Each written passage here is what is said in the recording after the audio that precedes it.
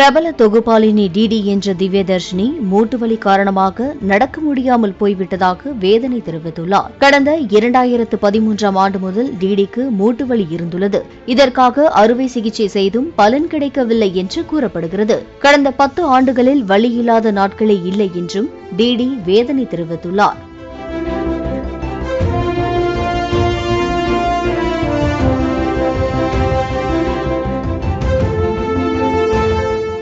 இதை சாப்பிட்டால் வலி போகுமா, அதை சாப்பிட்டால் வலி போகுமா என்றும், ஆனால் வலி இல்லாத நாட்களே இல்லை என்றும் டிடி வேதனையுடன் கூறியுள்ளார். தனக்கு டிராவல் செய்வது மிகவும் பிடித்தமான விஷயம் என்றும் பல நாடுகளுக்கும் வீல் சேரில் சென்று சுற்றி பார்த்து வருவதாகவும் டிடி கூறியுள்ளார்.